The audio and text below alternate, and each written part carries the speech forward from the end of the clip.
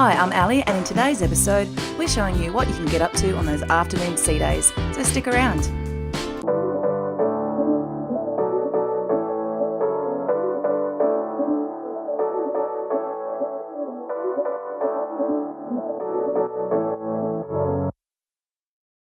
On this trip, we had 6 sea days, so this is a bit of a montage of what we got up to during the afternoon. It's part of a series, so don't forget to check out our other videos. And subscribe, of course.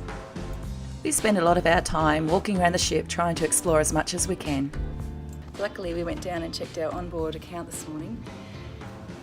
P&O have changed things around a little bit. If you haven't opted to pay cash as you go when you first board the ship and you link to a credit card, we found out today that they are debiting your credit card daily rather than at the end of the cruise, and there is a surcharge based on how much you spend each day, which is about 1.1% or something.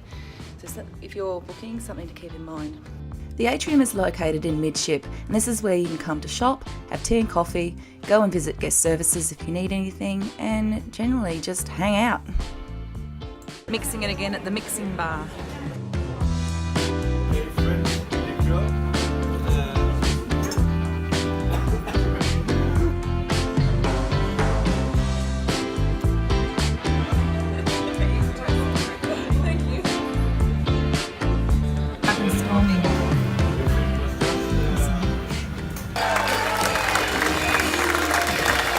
Come here.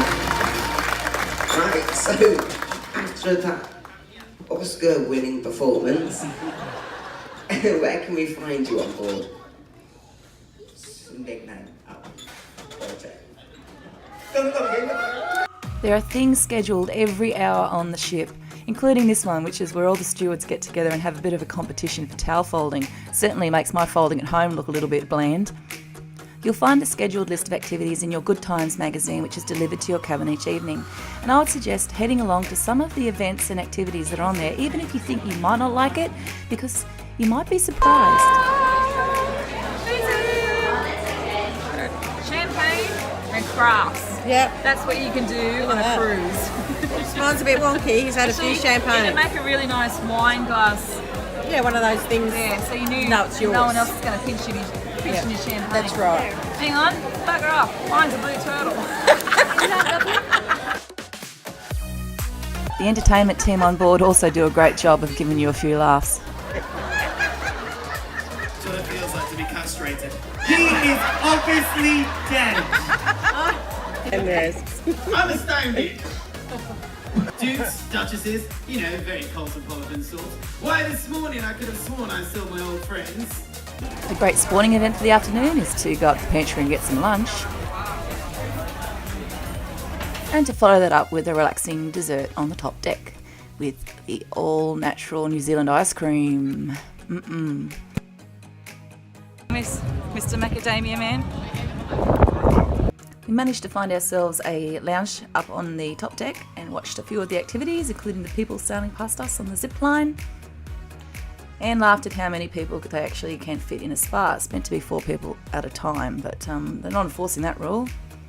It's much better when everyone's off on the islands and you get the spa all to yourself, like I have here.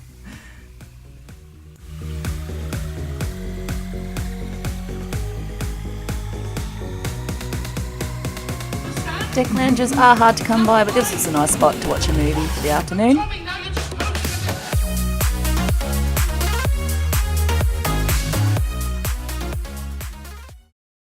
And Bobby just liked the way that this guy, young Doug Wade, kicked the torpedo punt. Oh, yeah, a bite, and there was this big fat kid just on the side. P&O often have invited special guests on board, and for the guys, it was Ken Peace. They really enjoyed his presentation, and they've since caught up with him, and you can catch their interview with him on the Friday Frothy, which is their channel here on YouTube. There's a ticket. Shiny reflective. The tiny reflective. Shiny reflective. Are you filming or? Yeah, Are you or me? I'm filming you. Oh. We're just looking for flying fish. Been an abundance of flying fish on this trip. They're everywhere. You don't know what a flying fish is. It's a fish that flies.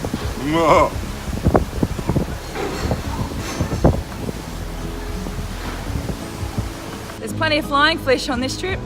You sit out here on deck 7, and we're on port side because it's the non-smoking side, and yeah, it's everywhere. You go right up to the front of the ship, and they get pushed out obviously with the waves from the bow going through the water, and then you see them skittle past. They travel for ages. I'm really surprised.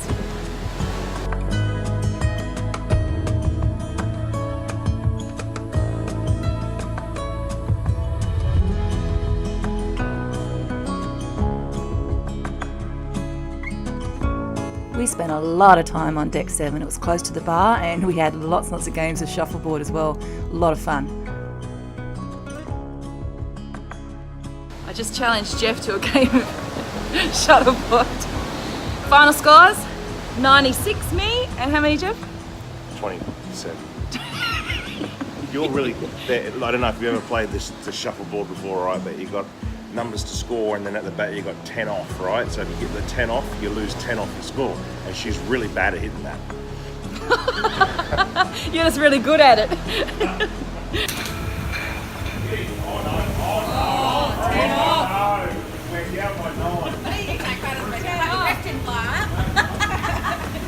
And after that vigorous game, we headed inside for the ladies' pamper party.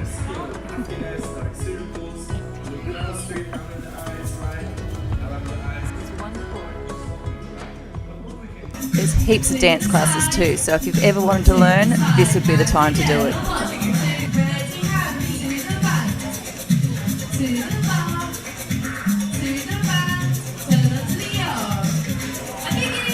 The Connections Bar was another place that we spent a lot of time, particularly during the afternoons, because there was lots of trivia on, and this is what our meeting point for everybody prior to getting ready for the evening's festivities.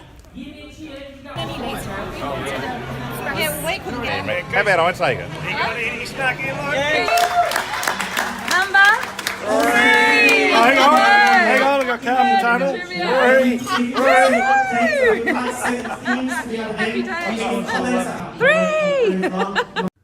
I don't think I've ever spent as much time out on a deck looking at the ocean as what I have on this trip, and I certainly don't regret any second of it. It is my favourite thing to do.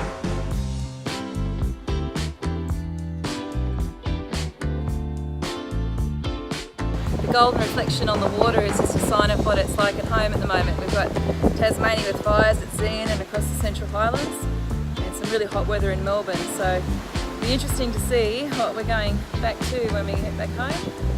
So that was our montage of activities that we got up to during the afternoon, and in the next video we're going to bring to you what happens when we all get together after the sun goes down. So like, subscribe, and we'll catch you in the next one.